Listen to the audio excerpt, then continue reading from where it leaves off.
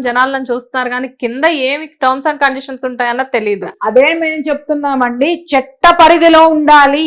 మనం ఏది మాట్లాడినా చట్టం పరిధిలో ఉండాలి, రాజ్యాంగం పరిధిలో ఉండాలి, న్యాయస్థానాల పరిధిలో ఉండాలి. పరిధి దాటిందనుకో వేటు తప్పదు ఎవరికైనా. సో భగవంతుడు నోరిచ్చాడు కదా అని ఏది పడితే అది మాట్లాడడం చాలా మిస్టేక్ అన్నమాట.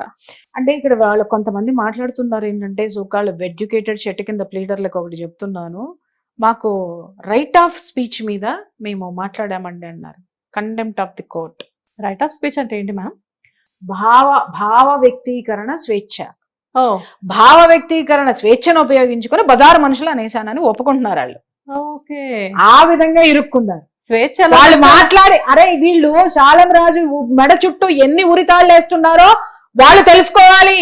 మేము భావ వ్యక్తీకరణ స్వేచ్ఛ, రైట్ ఆఫ్ స్పీచ్, దాని ప్రకారమే మాట్లాడుతున్నామని ప్రింట్ వేసి మరీ చెప్తున్నారు. మేము మాట్లాడింది కరెక్టే అని చెప్పేసి. వీళ్ళు ఏదో ఫేవర్ రాజ్యాంగం చెప్పింది నీ భావాన్ని వ్యక్తీకరించింది, భాషని కాదు.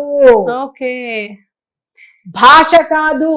నీకు నా వల్ల ఇబ్బంది ఉంది అనంటే, అమ్మా చూడు తల్లి, నీ వల్ల నాకు ఇబ్బందిగా ఉంది, చాలా ఇబ్బంది పెడుతున్నావు, నేను చాలా ఫీల్ అవుతున్నాను అని చెప్పడం వేరు. నీ వల్ల నాకు ఇది ఉంది నరుకుతా అనడం వేరు. రెండోది భాష వ్యక్తీకరణ స్వేచ్ఛ, మొదటిది భావ వ్యక్తీకరణ స్వేచ్ఛ.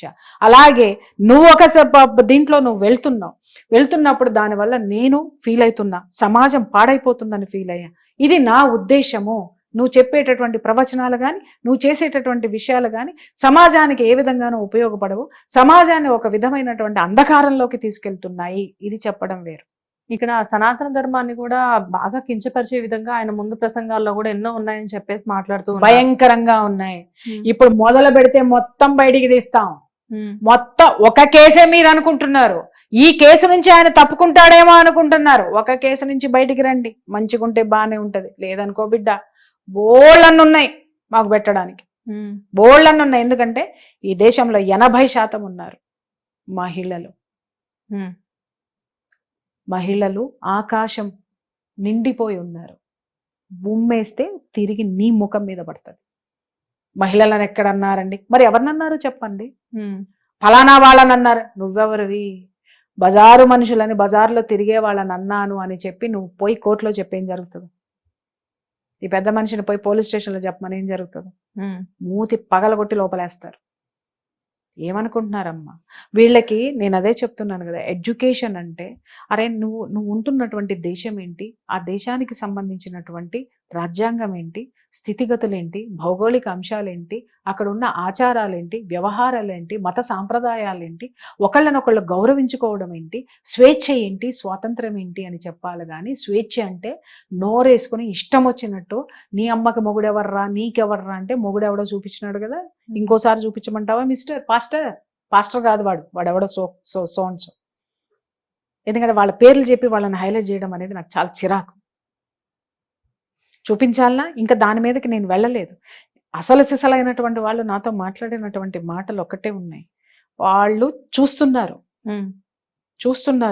ఇది ఇంకొంచెం ఇలాగే వెళ్తే పక్క దేశం ఏమైంది, విరిగిపడి మీదపడి ఇవాళ కేజీ గోధుమ రొట్టె కోసము గుక్కెడు నీళ్ళ కోసం విలవిల్లాడుతుంది. అది దెబ్బ, భారతదేశం దెబ్బ.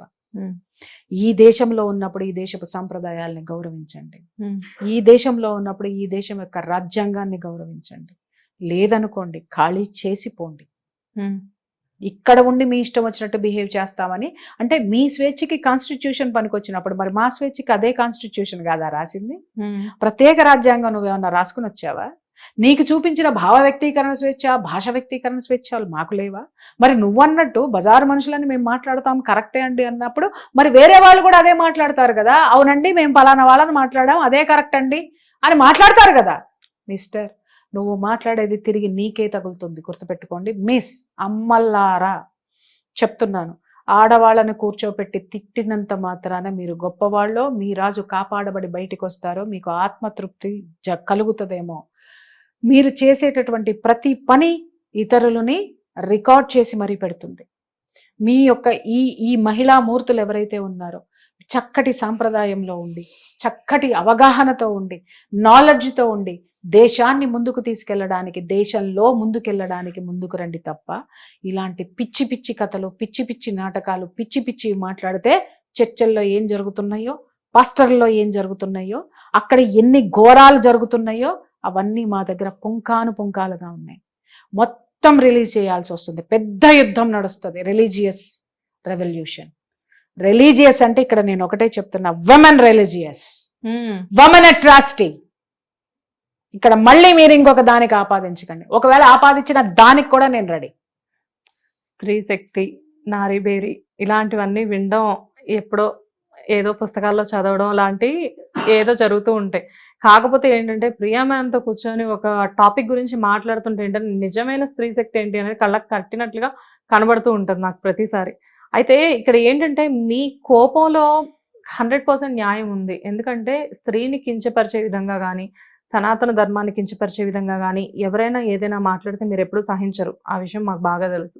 కాకపోతే ఏంటంటే ఇక్కడ మీ ఆవేదన ఖచ్చితంగా అతను బహిరంగంగా వచ్చి నాకు ఇంకా నేను ఎందుకు ఇంత స్ట్రాంగ్ గా తయారయ్యానంటే ఆ చెంచాగాళ్ళు ఇచ్చే స్టేట్మెంట్లు ఉన్నాయి చూసారా అండి. అవును అన్నది కరెక్టే, బజారు మనుషులే వాళ్ళు, బజారు మనుషులే, మేము వెనక్కి తీసుకోము, ఇది కరెక్టే అని మాట్లాడిన తర్వాత నాకు లోపల నుంచి బయటకు వచ్చింది ఉగ్రరూపం. వాళ్ళ ఇంట్లో కూడా ఆడవాళ్ళు ఉంటారు కదా మేడం. ఎవరు? ఇప్పుడు వాళ్ళ ఇంట్లో కాదమ్మా, అక్కడ వాళ్ళు మాట్లాడినటువంటి ఆ మనుషులు ఎవరైతే ఉన్నారో, ఆ స్త్రీలు ఎవరైతే ఉన్నారో వాళ్ళందరూ కలిసి వీళ్ళని చిత్తు చేసి సంపవతలు పారేస్తారు. ఆ చేసే రోజు వస్తుంది వీళ్ళకి. ఈడవడమ్మా మాట్లాడడానికి. ఇలాంటి దరిద్రులు ఉండబట్టే కదా ఆ స్త్రీల జీవితాలు అలా తయారవుతున్నాయి.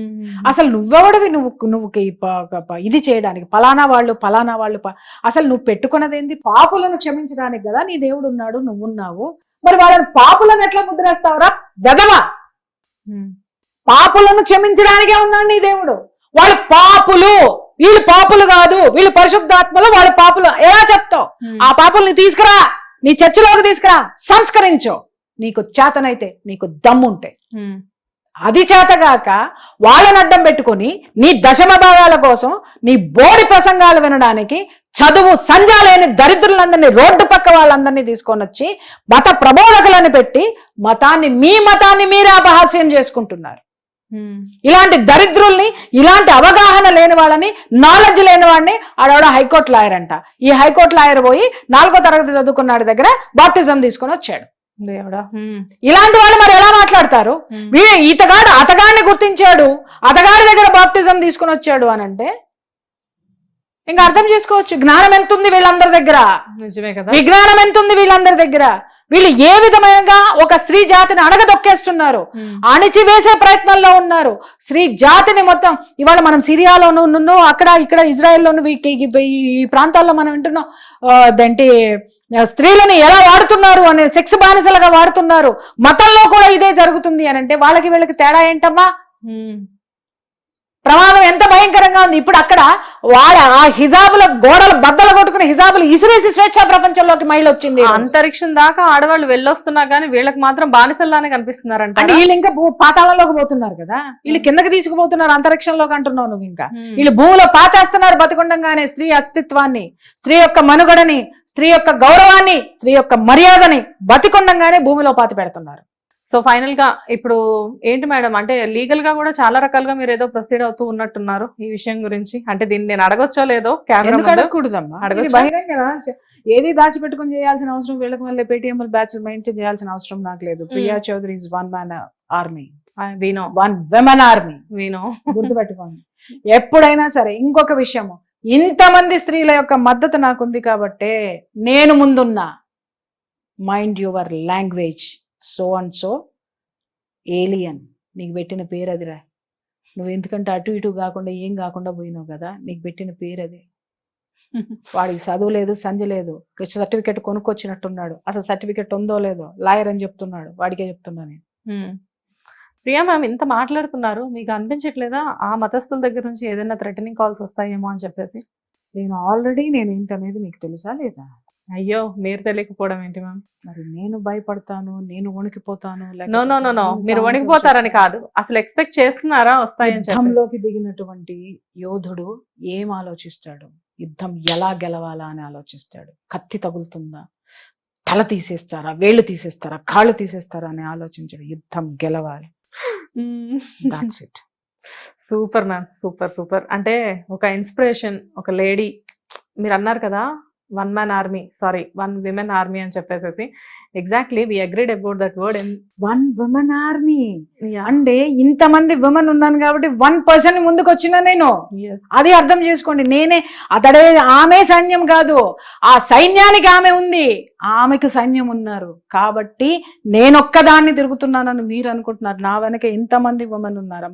పోరాడే ప్రతి అమ్మ, ఆ అమ్మ ఎవరో కానీ చేతులెత్తి మొక్కాలి. 80 ఏళ్ళు ఉంటాయి. ఆ అమ్మ పోలీస్ స్టేషన్కి వచ్చి మల్లెపూలు పెట్టుకుని మరి నిరసన చెప్పి ఏమని ఛాలెంజ్ చేసింది. మరి నేనెంత ఉండాలి? ఆ అమ్మకు అంత ధైర్యం ఉంటే, ఆ అమ్మ నిరసన అంత గొప్పగా చెబితే, ఇలాంటి ఎంతమంది అమ్మలు, ఎంతమంది చెల్లెళ్ళు, ఎంతమంది ఆడపిల్లల యొక్క శక్తి, ఎనర్జీ నాకు వస్తుంది, నాకు ఇచ్చినారు, నాలో ఉంది. అది మొత్తం ఆ ఎనర్జీని పెట్టుకునే నేను పోరాడుతున్నా. దేవతలు కూడా పూలు పెట్టుకుంటే అలంకరించి, అంటే గుడిలో మనం ఏదైనా కానీ గుడికి వెళ్ళేటప్పుడు పూలు తీసుకువెళ్ళడం అలవాటు మనకి. మనం కూడా ఎన్నో సందర్భాల్లో గుడికి వెళ్ళేటప్పుడు కానీ ఇంట్లో శుభకార్యాలకు కానీ పూలు పెట్టుకుంటాం. మల్లెపూలు అలంకరించుకుంటే ఆడవాళ్ళ అందం మరింత పెరుగుతుందని తెలుసు, కానీ మల్లెపూల గురించి కూడా ఇంత విమర్శలు ఎదురవుతాయని చెప్పేసి ఎప్పుడు అనుకోలేదు నేను. అంటే విమర్శ ఇక్కడ మీరు అసలు కరెక్ట్ కాదమ్మా. ఇది మల్లెపూల గురించి ఇంత వివాదం. మల్లెపూలు కాదు అక్కడ వివాదం, స్త్రీ. దయచేసి నేను అందరికీ అదే చెప్తున్నాను.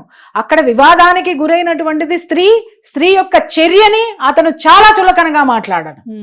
ఇట్స్ నాట్ మల్లెపూలను అడ్డం పెట్టుకొని స్త్రీ యొక్క ఔన్నత్యాన్ని, స్త్రీ యొక్క వ్యక్తిత్వాన్ని కించపరిచిన దరిద్రులు వీళ్ళు.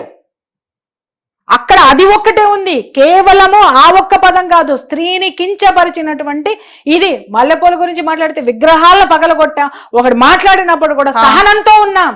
కానీ ఇప్పుడు ఇది ఏమవుతుంది అని అంటే, అరే సహనము దాటితే భూదేవితో ఎందుకు పోల్చారు స్త్రీని చెప్పమంటావా తల్లి? భూదేవి ఒక పుడమిలో నుంచి ఒక మొక్క పుడుతుంది, మనకి ఫుడ్ ఇస్తుంది. అలాగే భూమి మీద మనం ఇల్లు కట్టుకుంటాం, మనకి నివాసం ఉంటుంది. అలాగే భూమి మనకి నివాసం అయ్యింది. అంత ఓర్పు ఉన్నటువంటి భూమి ఒక్కసారి బద్దలైతే ఆ